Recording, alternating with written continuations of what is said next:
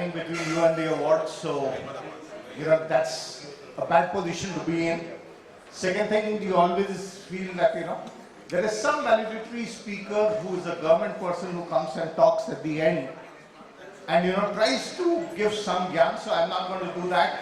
Anyway, I've been in government for just 5 years, prior to that 26 plus years, and 4 years after that into education, training, development. I'll probably like to, already the last 2 sessions have spoken about everything I wanted to speak about, so hardly anything left for me to speak, but I'll just like to talk about a couple of things, and if it resonates with you, then great. The first thing is, I think, if we look at who are the first educators for us, it is the family, it's the home, right? And 2 of the examples that we saw while the last panel was going on was very, very clear. We as parents tell our children, eat this, this is good for you. Correct? That's how it starts. You go to school, elementary school, learn this by heart because there is going to be a recitation oral test tomorrow. Come to college, and especially in Delhi University, I know for it, and I'm sure Bombay University won't be too different. This question has come last year, don't study it, concentrate on this question from an examination point of view, it's important for you. When our students go into the college, what is the first thing they are told? Think for yourself. I don't think throughout our journey, we ever taught them how to think for themselves. Talking about Mr. Rosa and his financial literacy, I think as parents, we are very much afraid of sending our kids to the stores. Why? Because they will get the wrong change.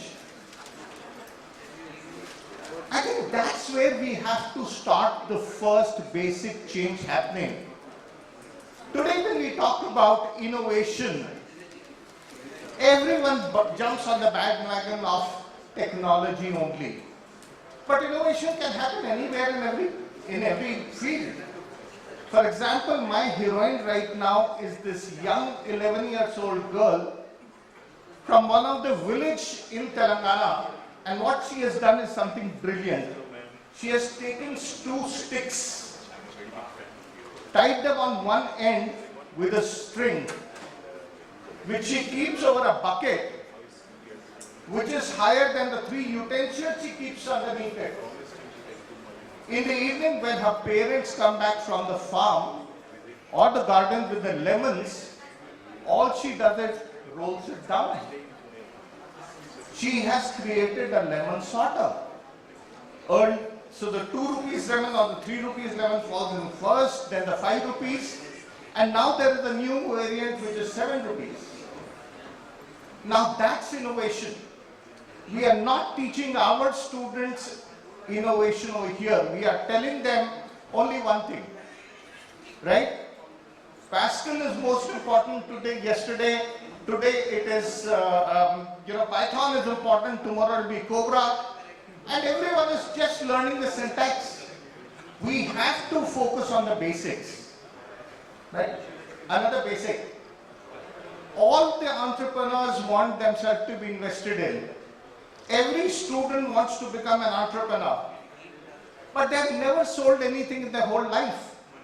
You cannot teach consumer behavior in a classroom. You can't teach your first rejection in a classroom. We talk about entrepreneurship, but why don't we talk about creating an entrepreneur mindset first? Which is most important, because until people have an entrepreneurial mindset, an innovation mindset, it will just be another bandwagon that everyone is hopping on. Today, as educators, if we look at ourselves and we ask ourselves, what are we producing today? We talk about the great Indian IT story, right? I think we missed the IT software bus ages ago. And why I say that is today all our institutions put in together are only creating people for the services and operations industry, nothing more than that. We don't have a product mindset. I go across institutions, and I have done that as my previous profile as CEO and now as the CEO of TASK. I go to colleges and I ask the brightest of the brightest students, including IITs, triple ITs, etc., if I have to empty the Indian Ocean, how much time will it take? Right? A very, very simple question. And 99% of the time I get a response which says, oh, 100 years, it cannot happen in my lifetime. And I'm talking about computer science students also. It's only when I start telling them, okay, let's look at it. What are the two variables that you have? Size of Indian Ocean, size of bucket. What if the size of the bucket is equal to the size of Indian Ocean? How much time will it take? Oh sir, it will happen in 3 seconds, 4 seconds. I said, then couldn't you have thought about that earlier? Problem is we don't teach them how to think logically. Industrial 4.0, Industry 5.0 is already there, which is the human interface. Right? All these things are already there. But what is the difference? IR 3.0 was one technology, internet, which changed the world. IR 4.0, 5.0 are a host of technologies, 10 technologies coming in together to change the world.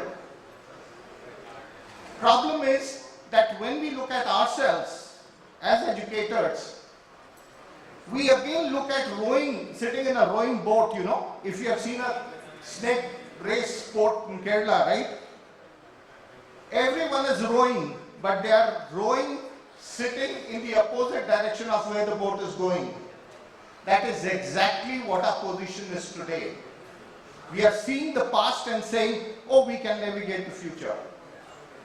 Future is going to be very, very different. Last 1.5 days, I was at the NVIDIA AI Summit, which is happening over here at Dubai, the Geo World Center. I was there. And yesterday, Jason, the CEO of NVIDIA, spoke about multiple things, and Geo has signed up with them to provide the infrastructure. You'll have agents in everything coming up. AI agents will be there. Today, when we are saying we want to create programmers, programmers will no longer exist. Here, when we talk to institutions, they say, oh, we are teaching our engineering students prompt engineering. Why do you require engineers to be taught prompt engineering? Prompt engineering can be done by anyone and everyone.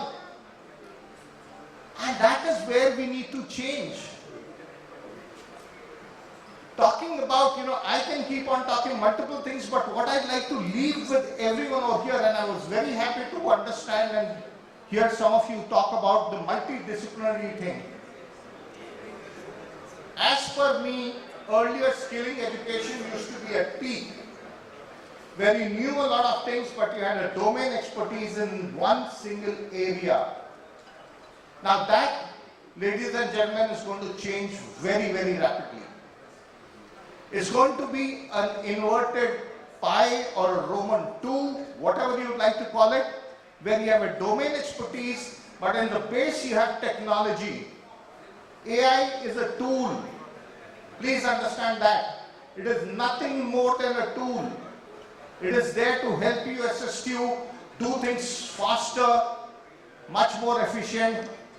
And if people are thinking AI is new, of course I'll be divulging my age, but if I tell you that I used to be teaching AI way back in 92, 93, it used to be called as artificial intelligence and expert systems, because we used to capture the knowledge of an expert, right? And it used to be two knowledges.